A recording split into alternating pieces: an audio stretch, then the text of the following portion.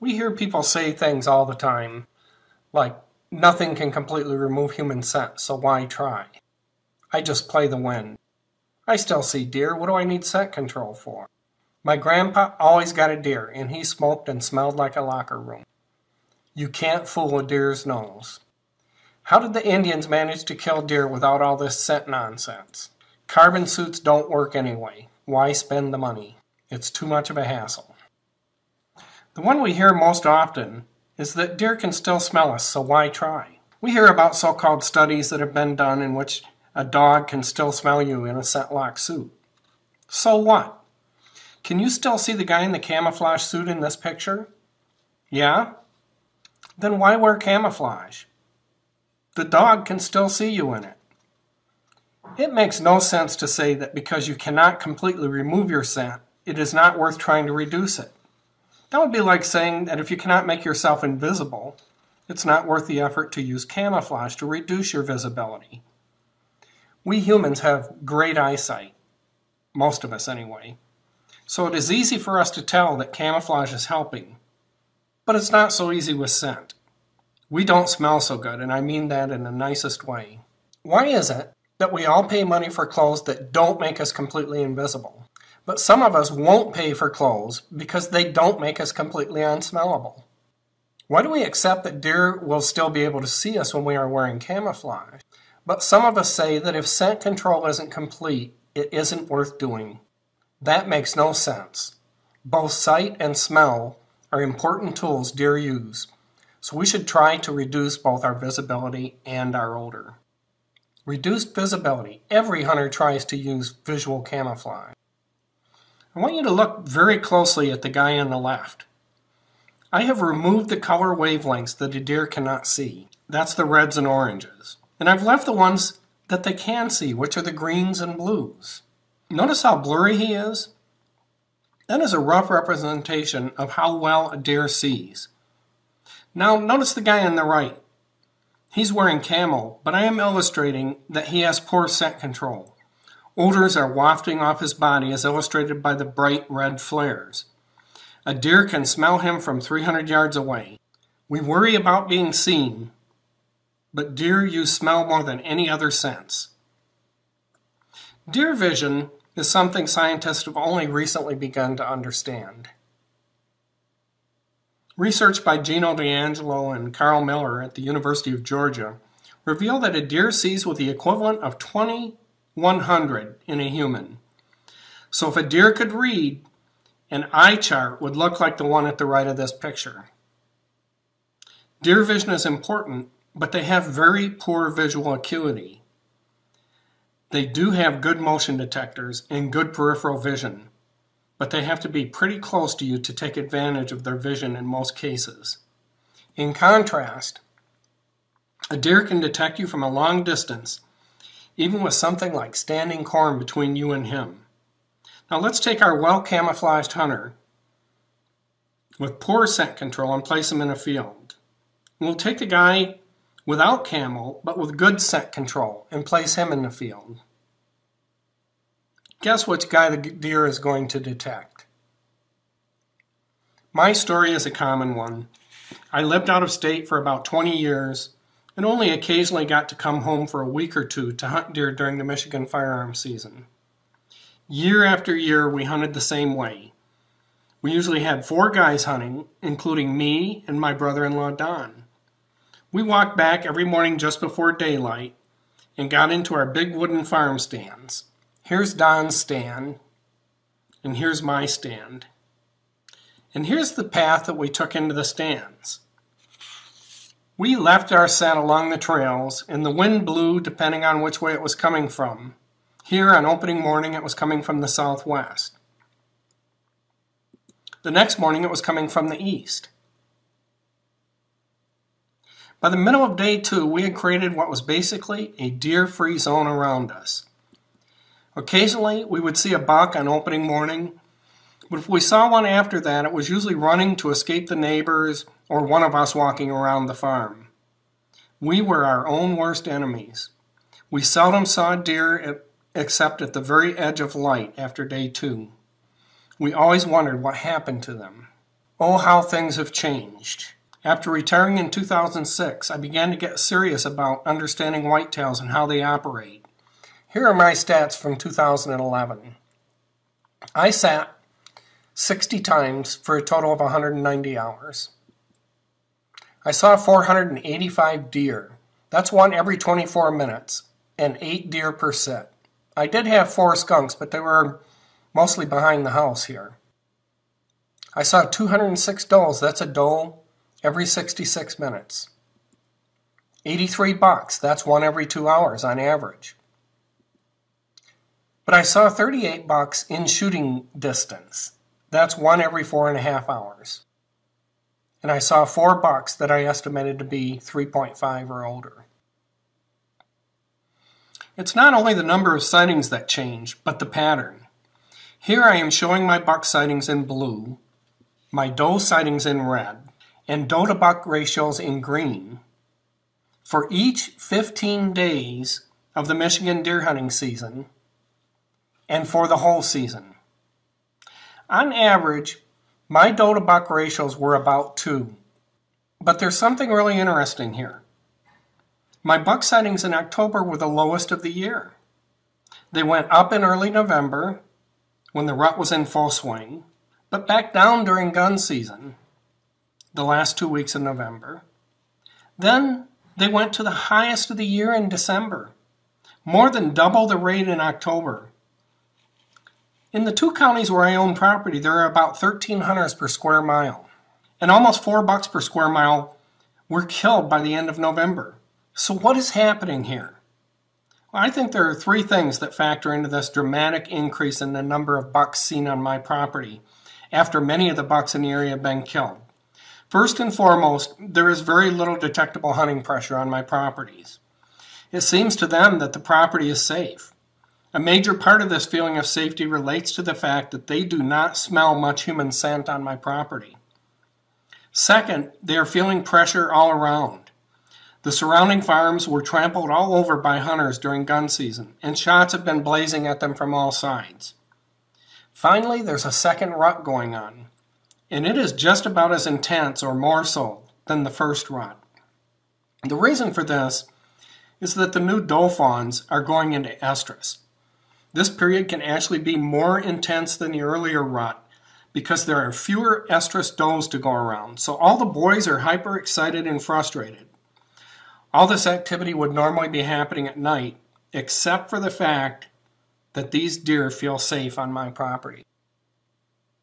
So how do folks wreck their properties? This right here is a picture that we do not want to see on our properties. Here are some examples of the anatomy of a scent bust. They bust your trail more than any other way. On this day, I hunted a wooded area near the top right of the picture and walked out around the canary grass field near midday. Later, I came out for an evening hunt, walking in from the south to hunt over a food plot at the bottom of the picture. I sat there for about an hour when I heard noises and saw a running deer to the west. A buck was chasing some deer. After a few minutes, a doe walked out, coming towards my food plot. Surely she would lure the buck towards me. But wait, she stopped stiff in her tracks at my trail. 2 or 3 minutes passed while she smelled my tracks and tested the wind. She followed my track back in the direction I had come from. She stared in several directions nervously. Then she made her way back into the woods. She didn't blow. She didn't run. She just changed her plans and moved back to an area she felt was safe. Another hour passed, and I saw another doe come out of the same woods I had hunted earlier. When she intercepted my trail, she too came to a stop, went through a routine similar to the first one, following my trail back, and then finally she turned and went back into the woods again. Again, without a lot of concern or excitement, she simply knew the direction of the danger and quietly avoided it. Obviously, my boots were contaminated. At that time, my routine was to keep my boots in muddy water in a bin. That morning, I had noticed some pellets floating in it. In retrospect, I believe the water was rancid, and the deer did not like that odor. I have since fixed that problem, thanks to Jake, and I will tell you how to treat your boots in the next video so that something like this never happens to you. Now, in this example, I'm going to show you what mayhem touching a single branch caused for me. This was a brand new stand that I had never sat in. It had been placed in a strategic location to watch several other stand sites in order to scout them for buck activity. It was quickly and easily accessible along a thick fence row I had cut a trail through for access. There was only one problem. I was blocked on the way in by a small branch that had fallen across the trail. I reached out with my cotton-gloved hand, grabbed it with 2 fingers, and tossed it up on top of the overhead brush. Only one problem, it fell part way down. Oh well. I went on to my stand. I sat there for an hour or so when a doe and 2 fawns walked by. Soon after, a group of antlerless deer moved out of the woods into an area that was planted with oats and began to feed. The first doe moved over to my trail, but never noticed anything until she got to that branch, when she went stiff and all hell broke loose. She started blowing. She scurried along the fence row, blowing all the way, then stood in the cover of the fence row, blowing over and over again. Meanwhile, the deer behind me all tensed up, kept feeding, but stayed up near the wooded area. Slowly, darkness fell. I was stuck in the tree, when finally the matriarch left the group and came over to the spot where the other doe had been blowing. After some minutes, she worked her way around right into my wind and started moving towards me. When she got 15 yards away, our eyes locked. She blew, moved back with the group, blowing all the way. Folks, every porous thing on your body, even if it is treated with activated carbon, is going to produce scent if you touch anything with it. We mow our trails wide in order to avoid brushing up against anything.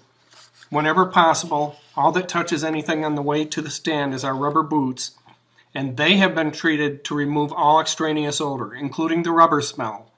More about that later. It's not the deer you see that matter, it's the ones you don't see. You are going to see this guy no matter what level of scent control you have. He's the button buck, the dumbest creature in the woods. The 1.5-year-old is not much more careful. You will see him too no matter what you do, although you will see a lot more of them with scent control than without it. But if you hunt in a pressured area like I do, with over 1,300s per square mile, there is someone you are not likely to see except rarely, and probably never up close if you do not use extreme scent control. And that is the 3.5-year and older buck. The 3.5-year-old got where he is by not tolerating human scent or any unusual scent, like cover scents, for example. You can fool a deer's nose. If you can reduce your human scent to 1/10, the deer may think you are 10 times as far away as you are. For an archery hunter, 10 or 20 yards makes all the difference in the world. Bill Vail calls this the faint scent illusion. Deer in southern Michigan smell people 24/7, 365. Their job, the deer, is to figure out whether that odor is a threat to them. The less odor you produce, the lower the threat. Playing the wind. Consideration of the wind is probably the most important decision a hunter needs to make, but most of us don't know what is happening to it 100 yards away. It is swirling, twirling, rising and falling with thermals, changing direction through the day, and being dissected by the mature deer. Playing the wind without concern about scent control is not a viable game plan for pressured Michigan deer. Not worrying about human scent is a relatively new idea. Rifles and shotguns allow modern hunters to reach out to deer from longer distances. This is why Grandpa still got a buck while chewing and smoking his cigar. Even with the best bows and equipment available today, including crossbows, a hunter should get within 30 yards of a deer before taking a shot. To archery hunt with poor scent control is a sure means to reduce the number and age of shootable deer you see. How did the Indians manage without all these products? Scent control was paramount when Native Americans hunted white-tailed deer. In his book, Hunting with the Bow and Arrow, Saxton Pope devotes an entire chapter to his experience with Ishi. Ishi was the last member of the Yahi tribe, still living alone in the wilds of Northern California when he was discovered at the age of 49 in 1911. He lived the remaining 5 years of his life at the University of California, Berkeley, where he taught the faculty of anthropology much about his skills, activities, and culture, including the art of hunting deer with a bow and arrow. Ishi's method according to Saxton. He observed the direction of the prevailing winds, the position of the sun. He noted water holes, game trails, buck lookouts, deer beds, the stage of the moon. He located the hiding place of the old bucks. He prepared for the hunt. He would eat no fish the day before the hunt and smoke no tobacco. He rose early, bathed in the creek, rubbed himself with the aromatic leaves of the yerba buena plant. He washed out the mouth, drank water, but ate no food. He dressed in a loincloth, but without shirt, leggings, or moccasins. And then he set out, bow and quiver at his sides. Native Americans understood and used extreme scent control. They had to if they wanted to survive, because the white-tailed deer uses its nose to survive. Scent control is the essential ingredient to keep your hunt area fresh, to see more and older deer, for consistent success, for a higher quality hunting experience. I know that Jake would never have killed this 5.5-year-old buck last year without extreme scent control, because he had to walk past that buck's bedding area, upwind of it, waited for him to get up, and shot him with an arrow.